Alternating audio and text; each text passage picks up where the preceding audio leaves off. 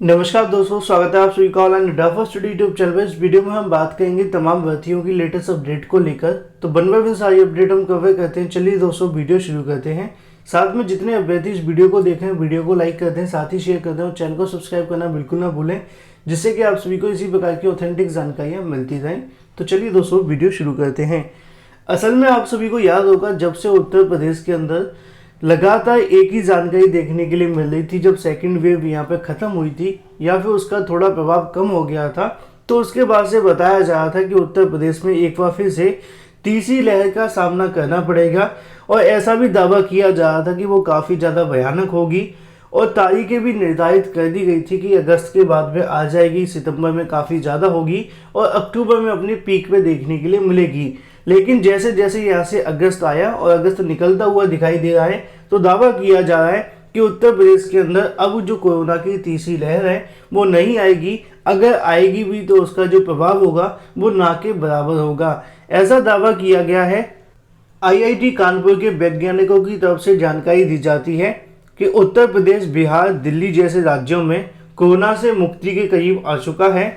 सुखद खबर यह है कि तीसरी लहर की जो आशंका है अब वो ना के बराबर हो गई है। उसके पीछे कई कारण बताए गए हैं। कोरोना को लेकर जैसा कि आप सभी नीचे देख पाए कि राहत भरी खबर देखने के लिए मिल रही है।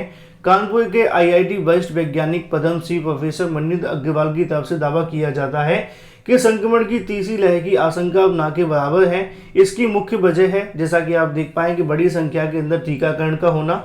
महामारी को लेकर नया अध्याय प्रोफेसर अग्रवाल ने गणितीय सूत्र मॉडल के आधार पर जारी किया है। इसके मुताबिक संक्रमण लगातार कम होगा। वहीं यूपी, बिहार, दिल्ली जैसे राज्यों के अंदर लगभग मुक्ति की ओर दिखाई देगा, ऐसा भी उनका कहना है। हालांकि यहाँ पे आप सभी देख पाएं कि सक्रिय केसों की अगर बात की जाए, अक्टूबर तक 15,000 से अधिक होंगे।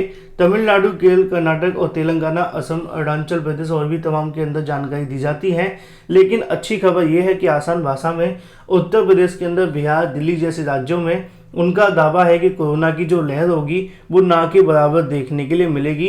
हालांकि इससे बेनिफिट ही मिलेगा, क्योंकि शिक्षण संस्थान, स्कूल, विद्यालय, परीक्षाएं सब कुछ ठप हो जाता है। लेकिन क्या होगा ऐसा, ये तो आगामी 1 से 2 महीने के बाद ही पता चलेगा। हालांकि ये दावा किया जा रहा है। वहीं दूसरी तरफ बात करें अपनी अगली अपडेट के बारे में, साथ ही जिन छात्रों ने अभी तक इस वीडियो को लाइक नहीं किया, वीडियो को लाइक अवश्य कर दें। शिक्षक भर्ती के लिए आज से शुरू हो जाएंगे आवेदन, यहाँ पे जानकारी दी गई है।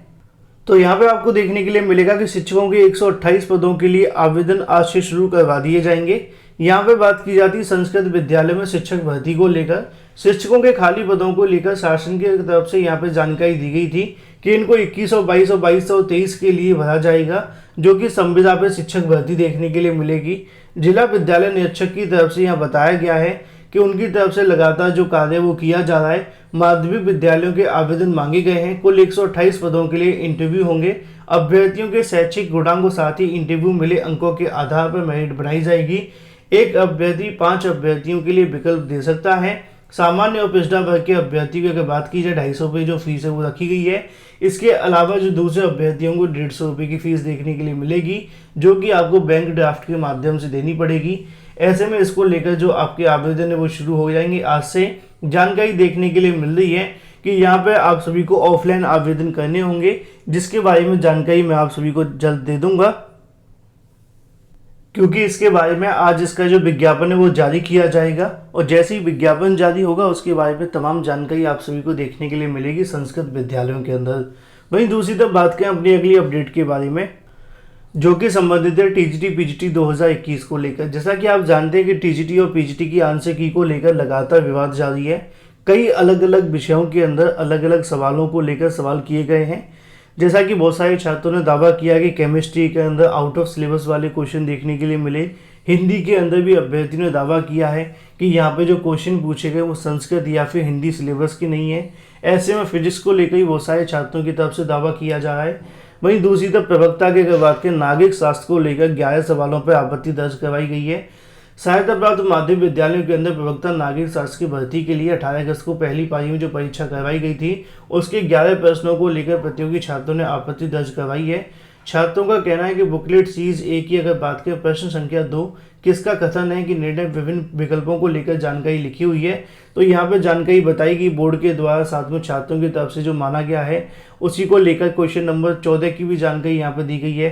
43 को लेकर भी जानकारी लिखी हुई है। ऐसे सारे के सारे जो क्वेश्चन है वो लिखे हैं। इन सभी क्वेश्चनों को लेकर यहाँ पे जो आपत्तियां हैं वो दर्ज करवाई गई हैं और उसके बाद में आयोग की तरफ से इसी सप्ताह उम्मीदें हैं कि इसकी जो आंसर की है वो जारी की जाएगी। तो ऐसे में अगर हम देखें, टीजीटी और पीजीटी दोनों ही आंसर की को लेकर छात्रों ने बहुत सारी आपत्तियां दर्ज करवाई हैं। अब फैसला चयन बोर्ड को लेना है इनमें से कितने क्वेश्चनों को लेकर आंसर सही करते हैं, क्योंकि हमने पहले भी देखा है कि आंसर की को लेकर मामले बहुत ही जल्द कोर्ट में भी चले जाते हैं। तो ऐसा ना हो, इसी को लेकर इंतजार है, क्योंकि 69,000 शिक्षक भर्ती के अंदर जब आउट ऑफ सिलेबस वाले जो क्वेश्चन पूछे गए थे तो उसको लेकर कॉमन नंबर भी देना पड़ा था। अब यहाँ से क्वेश्चन डिलीट होने की संभावना ज़्यादा है। बाकी जो भी होगा आप सभी को बता दिया जाएगा। तो वहीं दूसरी तरफ बात करें अपनी अगली अपडेट के बारे में, जो कि संबंधित है टीजीटी 2021 की परीक्षा के बारे में। जैसा कि आप जानते हैं कि टीजीटी की परीक्षा को लेकर सुप्रीम कोर्ट में भी सुनवाई जारी है।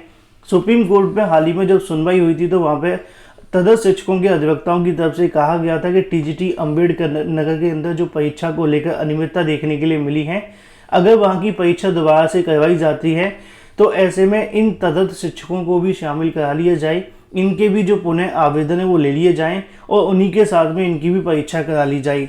लेकिन ऐसे में एक और बड़ी अपडेट देखने के लिए मिल रही है कि जब इन सभी की परीक्षा करवाई जाती है और एग्जाम्पल के तौर पर सुप्रीम कोर्ट के आदेश के अनुसार तदर्थ शिक्षकों को भी शामिल किया जाता है, तो यहाँ पे उन अभ्यर्थियों की तरफ से भी मांग की जा रही है जो कि टीजीटी 2020 के अंदर आवेदन नहीं कर पाए थे और ऐसे में उनके एडमिट कार्ड नहीं आए थे। मतलब 2020 में तो आवेदन किया था लेकिन 2021 में आवेदन नहीं किया। उन सभी अभ्यर्थियों की तरफ से मांग है, डिप्टी सीएम साथ में मुख्यमंत्री को पत्र भेजा गया है और ऐसे में छात्रों की तरफ से अब मांग की जा रही है कि अगर अंबेडकर नगर के अंदर पुनः परीक्षा को लेकर चयन बोर्ड की तरफ से फैसला लिया जाता है तो इन सभी छात्रों को भी यहाँ पे आवेदन करने का मौका दे दिया जाए या फिर इनके भी एडमिट कार्ड जारी करते हुए अंबेडकर नगर के अंदर जो परीक्षा करवाई जाएगी उस परीक्षा में इनको भी शामिल कर लिया जाए। हालांकि चयन बोर्ड की तरफ से अभी तक अंबेडकर नगर में परीक्षा को लेकर कोई फैसला नहीं हुआ है। ऐसे में यहाँ पे अभ्यर्थियों का दावा है कि लगभग 85 से 90 हज़ार ऐसे अभ्यर्थी हैं जिन्होंने पुनः आवेदन नहीं किया था और उनको इस परीक्षा में बैठने का मौका नहीं मिला।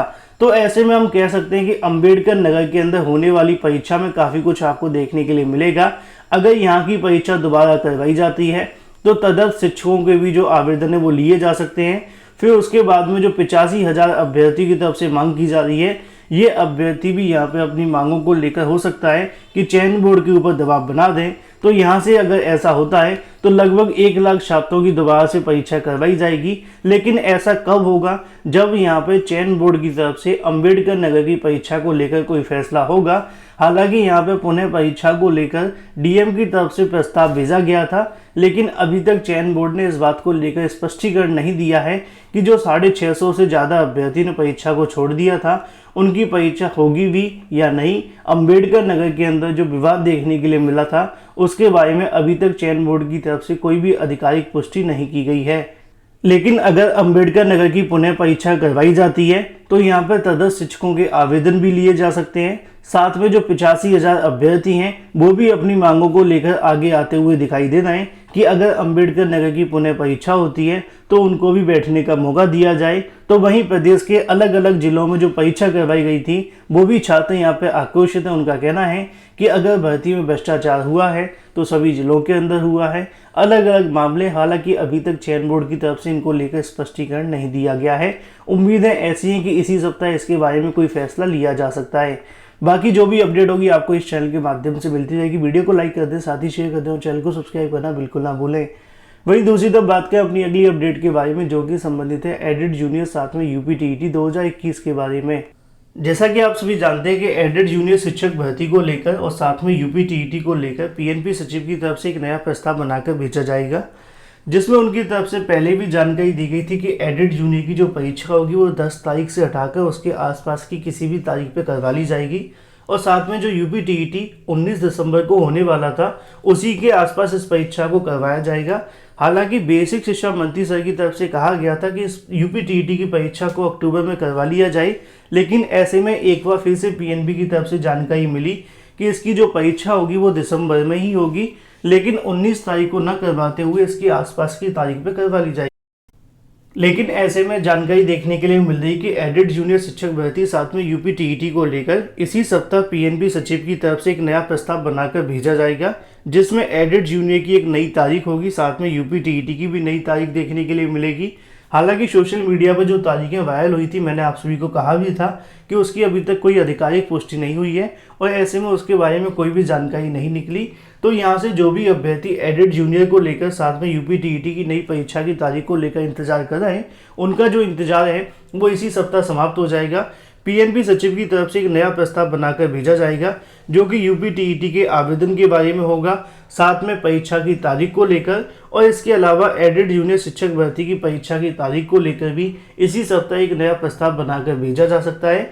तो ऐसे में जो भी अभ्यर्थी एडेड जूनियर को लेकर परेशान है, थोड़ा सा पॉजिटिव होकर अपनी प्रिपरेशन को करते रहें। अगर आप इस प्रकार नकारात्मक होते रहेंगे तो आपकी परीक्षा पर भी इसका प्रभाव पड़ेगा। जानकारी मिल रही है कि अक्टूबर की किसी भी तारीख में आपकी परीक्षा करवा ली जाएगी। तो आप सभी मान करके चलें, जैसे कि अलजेब्रा में हम मान लेते हैं, तो ऐसे ही 15 अक्टूबर के आसपास अपनी प्रिपरेशन करते रहें। परीक्षा अवश्य होगी। हालांकि पीएनबी सचिव की कार्य प्रणाली को लेकर थोड़े सवाल हैं, इसी वजह से आपकी जो परीक्षा वो नहीं हो पाई है। तो ऐसे में एडेड जूनियर शिक्षक भर्ती तो 15 अक्टूबर के आसपास हो जाएगी। बाकी यूपी टीईटी जो होगा वो दिसंबर में ही जाएगा, ऐसी भी जानकारी है, जिसको लेकर इसी सप्ताह एक नया प्रस्ताव पीएनबी सचिव की तरफ से बना के भेजा जाएगा। और जैसी ही अपडेट निकलेगी सबसे पहले आप सभी को इस चैनल के माध्यम से जानकारी दे दी जाएगी। तो अपनी प्रिपरेशन लगातार करते रहें, जो भी अपडेट होगी आपको दी जाएगी। ऐसे में यूपी टीईटी के बाद में नई शिक्षक भर्ती को लेकर बहुत सारे सवाल हैं, जिसके बारे में जानकारी मैंने आपको पहले भी दी है। वहीं दूसरी तरफ बात करें अपनी अगली अपडेट के बारे में, यूपीएसआई दरोगा भर्ती की परीक्षा को लेकर बहुत सारे छात्रों की तरफ से पूछा जा रहा था कि सर इसकी परीक्षा की तारीख को लेकर अभी तक कोई घोषणा नहीं की गई है। तो ऐसे में बोर्ड की तरफ से जानकारी देखने के लिए मिल रही है कि इस परीक्षा को कराए जाने की जो योजना है वो अक्टूबर की तारीख में देखने के लिए मिल रही है। उनका कहना है कि 15 अक्टूबर के आसपास इसकी जो परीक्षा है वो शुरू करवा दी जाएंगी, जिसके बारे में घोषणा सितंबर के प्रथम सप्ताह में घोषित कर दी जाएंगी। हाल ही में बोर्ड की तरफ से एक बैठक होने वाली, जिसमें इस तारीखों को लेकर जो मोहर है वो लगेगी। इस बैठक की जानकारी मिल रही है कि अगस्त के अंतिम सप्ताह या फिर सितंबर के प्रथम सप्ताह में करवाई जाएगी और उसी बैठक के अंदर यह फैसला लिया जाएगा कि दरोगा भर्ती की परीक्षा कब करवाई जाए। अभी तक जो शासन की तरफ से जानकारी मिल रही है उसके अनुसार देखें तो इसकी जो तारीख होगी वो अक्टूबर में कराए जाने का फैसला हो सकता है। 15 अक्टूबर के बाद में यूपीएसआई मतलब कि दरोगा भर्ती की परीक्षा की तारीखों का ऐलान कर दिया जाएगा। तो ऐसे में जो भी अभ्यर्थी हैं अपनी तैयारी लगातार अक्टूबर मान के करते रहें। जल्दी बोर्ड की तरफ से होने वाली बैठक में इसकी तारीखों का ऐलान होगा। जो भी अपडेट होगी आपको इस चैनल के माध्यम से मिलती रहेगी। वीडियो को लाइक कर दें, साथ ही शेयर कर दें और चैनल को सब्सक्राइब करना बिल्कुल ना भूलें, जिससे कि आपको इसी प्रकार की ऑथेंटिक जानकारियाँ मिलती रहें।